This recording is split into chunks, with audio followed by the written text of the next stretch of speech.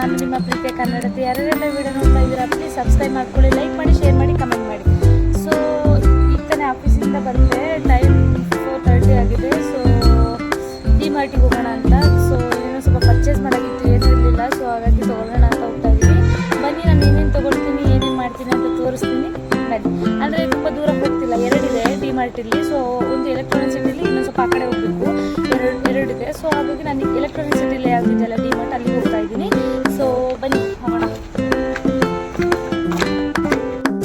So ಇವಾಗ bus ಬಂತು guys. ಆದರೆ ಫ್ರೀ ಬಸ್ ಮಾಡಿದಾಗಲಿಂದ ಎಷ್ಟು ದುಡ್ಡು ಉಳಿಸಿದ್ದೀವಿ ಅಂದರೆ, ಚಿಕ್ಕಮಂಗ್ಳೂರಿಂದ ಬ್ಯಾಂಗ್ಳೂರ್ಗೆ ಬರಬೇಕಾದ್ರೆ, ಅಥವಾ ಬ್ಯಾಂಗ್ಳೂರಿಂದ ಚಿಕ್ಕಮಂಗ್ಳೂರಿಗೆ ಹೋಗಬೇಕಾದ್ರೆ, ಅಥವಾ ಇಲ್ಲೇ ಎಲ್ಲಾದರೂ ಓಡಾಡಬೇಕಾದ್ರೆ ಎಷ್ಟು ದುಡ್ಡು ಉಳಿಸಿದ್ದೀವಿ.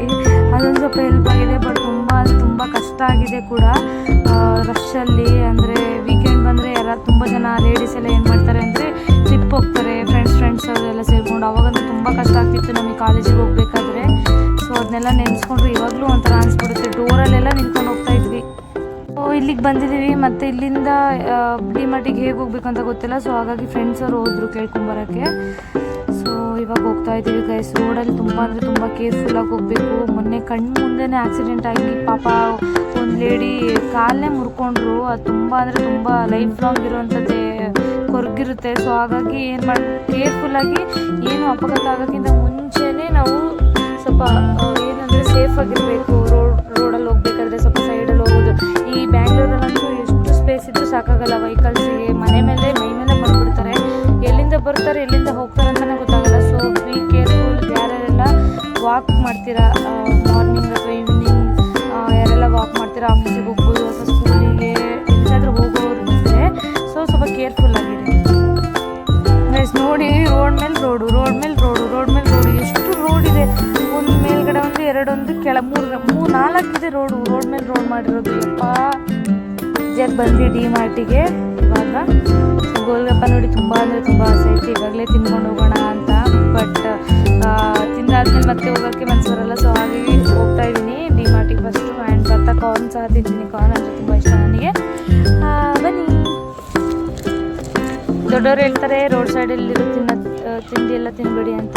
ಬಟ್ ನನಗೆ ಹಂಗಲ್ಲ, ಅದೇ ತುಂಬ ಟೇಸ್ಟ್ ಅನಿಸುತ್ತೆ. ಸೊ ನಾವು 3 ಟಿ ಶರ್ಟ್ ತೊಗೊಂಡೆ ಇದರಲ್ಲಿ ಅಷ್ಟೇ. ಯಾರ್ಯಾರೆಲ್ಲ ಮಾಲಿಗೆ ಹೋದ್ರೆ ಈ ಥರ ಮಾಡ್ತೀರಾ ಕಮೆಂಟ್ ಮಾಡಿ.